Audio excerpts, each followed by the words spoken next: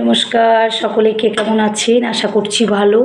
এবং গোপুর সংসার থেকে আপনাদেরকে সবাইকে স্বাগত জানিয়ে আমি আজকে আবার একটা নতুন ভিডিও নিয়ে বা নতুন বিষয় নিয়ে আপনাদের কাছে আমি চলে এসেছি। তো সেটা হচ্ছে সহ্য। সহ্য এমনই জিনিস, সেটা কিন্তু প্রত্যেক মানুষই করে থাকে। আর সেই সহ্য নিয়েই আছে আপনাদের কাছে ভিডিও এবং একটা গল্প আপনাদের সাথে আমি শেয়ার করব। এবং গল্পটা খুব শিক্ষণীয়, যাতে কি বলবো, প্রত্যেক মানুষের জীবনেই হয়তো এই ধরনের ঘটনাটা ঘটে থাকে। তো সেটা হচ্ছে এমন একটা জায়গায় মানুষ পৌঁছে যায় সহ্য করতে করতে, সেই জায়গার থেকে মানুষ একদম ডিপ্রেশনে চলে যায়। এবং সহ্য এমনই একটা জিনিস, হয়তো আপনাকে কেউ অপমান করছে, বা সংসারে বলুন বা অফিসে বলুন, সর্বত্র সব জায়গাতে সব ক্ষেত্রে হয়তো আপনি একটু বেশি সহ্য করে নিচ্ছেন, যাকে বলে সয়ে নেওয়া। কিন্তু সয়ে নেওয়ার মধ্যেও বা সহ্য করার মধ্যেও কিন্তু পার্থক্য আছে, এবং সেটাও কিন্তু সীমার মধ্যেই আমাদেরকে রাখতে হবে।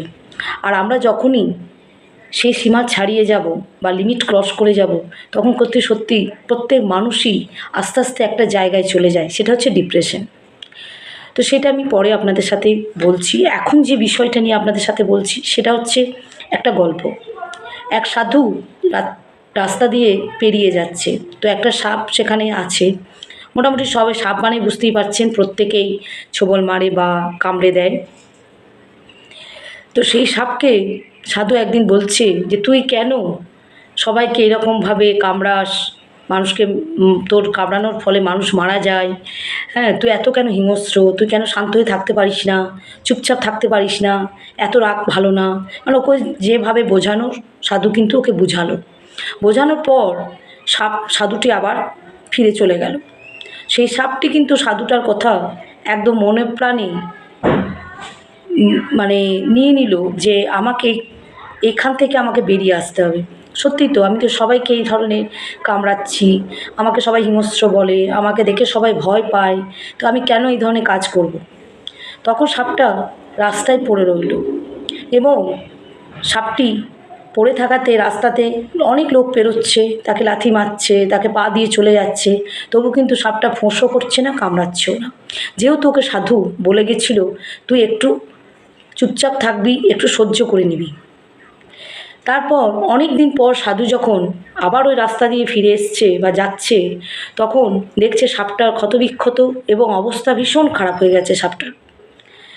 তো তখন সাধু বলল, কিরে, তোর এইরকম অবস্থা কে করলো? তুই এরকম হয়ে গেছিস কেন? এত রোগা হয়ে গেছিস, তোর শরীর এরকম হয়ে গেছে কেন? তখন বলল যে, কেন, আপনিই তো আমাকে বলে গেছিলেন আমাকে সবটা সহ্য করতে, আমি যেন সবটা সহ্য করে নিই। তখন সাধুটা হেসে বলল যে, আমি তোকে কামড়াতে বারণ করেছি, ফোঁস করতে তো বারণ করিনি। ফোঁসটা তো করবি। ফোঁস না করলে তো তারা জানতেও পারবে না যে তুই বেঁচে আছিস না মরে গেছিস। তাই তোকে ফোঁসটা তো করতে হতো। তোকে আমি কামড়াতে বারণ করেছি মানুষদের, কিন্তু ফোঁস করতে বারণ করিনি। তো সত্যি এই সাপের মতনই মানুষদের জীবনে সহ্য করতে করতে এমন জায়গায় মানুষ পৌঁছে যায় যে ফোঁস করাটাও হয়তো ভুলে যায়।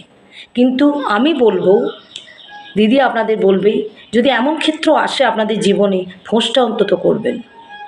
ফোঁসটা করা খুব দরকার, জানেন তো। কারণ সবটা কিন্তু সহ্য করা মানুষের উচিত নয়। আপনি সবটা মেনে নিচ্ছেন, সবটা সহ্য করে নিচ্ছেন, মানে এই নয় যে আপনি দুর্বল। অনেকেই হয়তো ভাববে যে আপনি দুর্বল, আপনি ফোঁসও করতে পারেন না, মানুষকে কামড়াতেও পারেন না। কিন্তু মাঝে মাঝে ফোঁস করতে হয়। এমন এমন ক্ষেত্র হয় যেখানে আপনি অন্যায় দেখছেন, কিন্তু আপনি কিছুই প্রতিকার করছেন না, বা কোনো কিছু আপনার মোমেন্ট আসছে না, কিন্তু সেইটা আপনাকে করতে হবে, আপনাকে ফোর্স করতে হবে। তাহলে হয়তো মানুষরা জানবে যে আপনার ভিতরে কিছু আছে, আপনার রাগ আছে, আপনার অভিমান আছে, আপনিও ফোর্স করতে পারেন। তাই ফোর্স করাটা কিন্তু ছাড়বেন না। হয়তো অনেকে ভাবে, না থাক, আমি মানুষকে আঘাত করব না, আমি ভালোভাবে জীবনযাপন করব, মানুষের সাথে ঝগড়া করব না, ঝাঁটি করব না, মানুষকে আমি আঘাত দেব না, মানুষকে কষ্ট দেব না। কিন্তু না, কিছু কিছু ক্ষেত্রে মানুষের সাথে আপনাকে করতেই হবে। এমন পজিশনে হয়তো আপনি পড়েছেন, বা এমন জায়গায় আপনি গেছেন, সেখানে আপনাকে বারবার মানুষ অপমানিত করছে বা অপমান করছে, আপনি অপমানিত হচ্ছেন, সেক্ষেত্রে কিন্তু আপনাকে ফোঁস করতে হবে। ফোঁস না করলে কিন্তু তারা ভাববে যে আপনি দুর্বল।